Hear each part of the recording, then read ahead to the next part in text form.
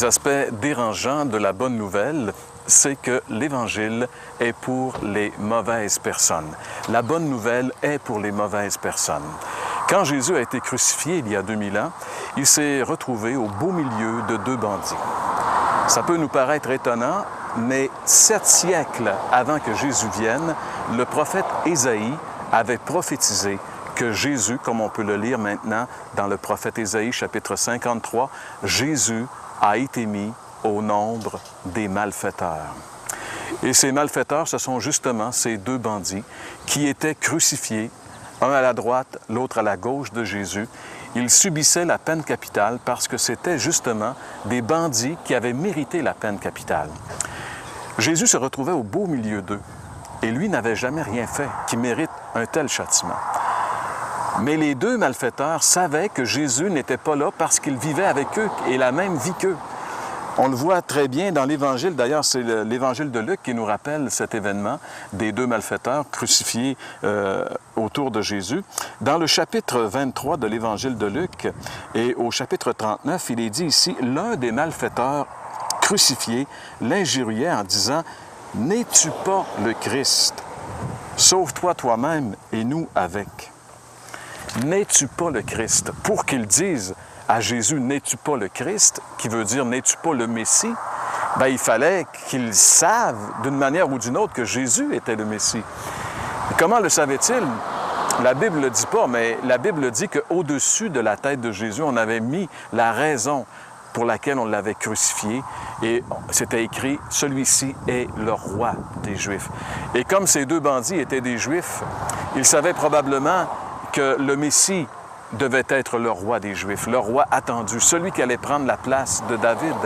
Et alors qu'ils étaient sur la croix, ils reconnaissaient que Jésus, au milieu d'eux, était le Messie, parce qu'il dit « N'es-tu pas le Messie? » Mais il semble que celui qui dit cette parole-là ne le dit pas avec une foi pour se confier en lui, mais le dit pour que, si t'es le Messie, bien, descends de la croix, puis qu'on descende avec toi, puis qu'on continue à vivre notre vie. Et Jésus n'était pas venu là pour ça. Il était venu vraiment pour mourir et porter nos péchés.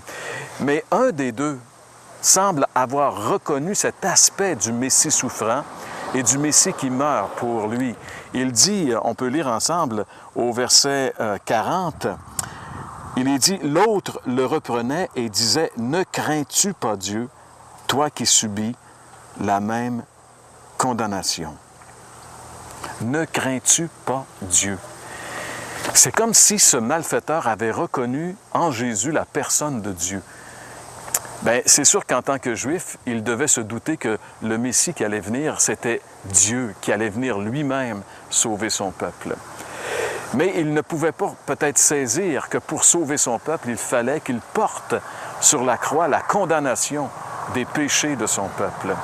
Mais ce malfaiteur semble avoir été touché par l'Esprit de Dieu. Peut-être qu'il a reconnu dans la façon dont Jésus a réagi à ses bourreaux lorsqu'il a prié pour eux, de la façon dont Jésus réagissait devant toutes ces tortures, devant les horreurs de la croix, le calme qui émanait de lui, même dans cet instant terrible, ça a certainement touché le cœur de cet homme qui a dit « Lui n'a rien fait de mal. Ne crains-tu pas Dieu, toi qui subis la condamnation? » Il dit au verset 41, « Pour nous, c'est justice, car nous recevons ce qu'ont mérité nos crimes, mais lui n'a rien fait de mal. » Cet homme reconnaît que Jésus n'a rien fait de mal. Jésus n'était pas un bandit notoire, il n'était pas reconnu comme faisant partie d'une gang, comme faisant partie de la mafia de l'époque. Vous savez, en général, les gens du milieu se reconnaissent les uns les autres, savent qui est du milieu et qui ne l'est pas. Jésus n'était pas connu pour être un malfaiteur. Mais qu'est-ce qu'il fait sur cette croix entre deux malfaiteurs? Et pourquoi celui-ci dit « Il n'a rien fait de mal ». Jésus n'a jamais rien fait de mal.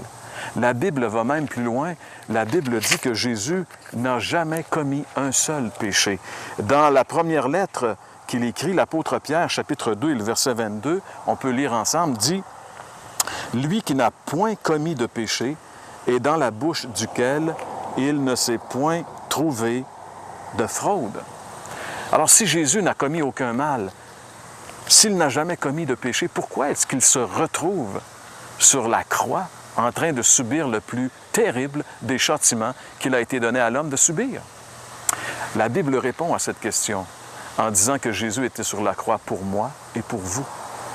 Le prophète Ésaïe, toujours dans ce chapitre merveilleux, chapitre 53, on peut lire ensemble, il est dit « Le châtiment qui nous donne la paix est tombé sur lui. » Quand Jésus était sur la croix, il était en train de subir un châtiment, et ce n'est pas le châtiment des hommes qu'il était en train de subir, il était en train de subir le châtiment de Dieu lui-même. Le juge de l'univers était en train de passer en jugement son propre Fils, qu'il a rendu coupable de mes péchés et de vos péchés.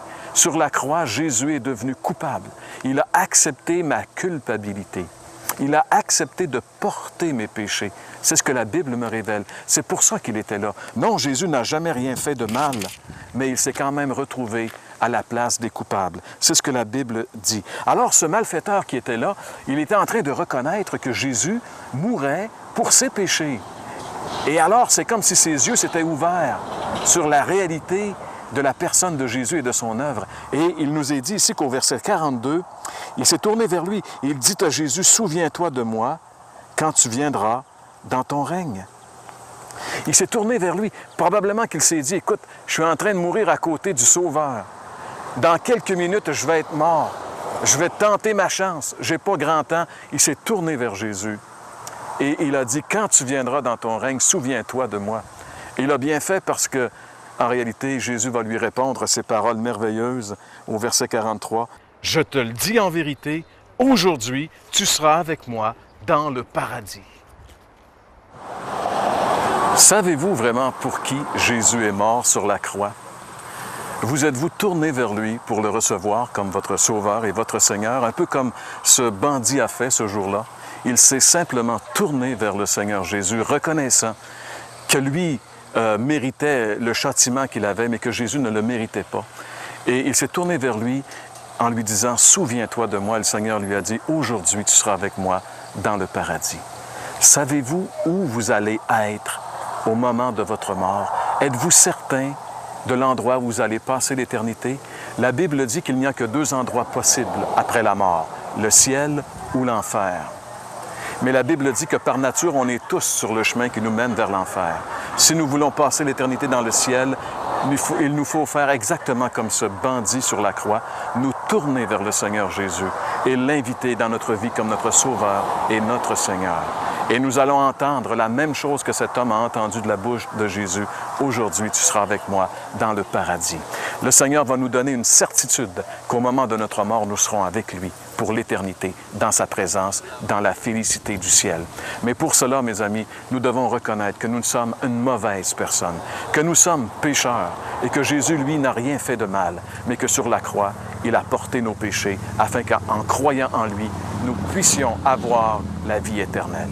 Notre prière à l'heure de la bonne nouvelle, c'est que chacun de vous qui écoutiez cette émission aujourd'hui, vous puissiez vraiment vous tourner vers le Seigneur Jésus et l'inviter comme votre sauveur personnel.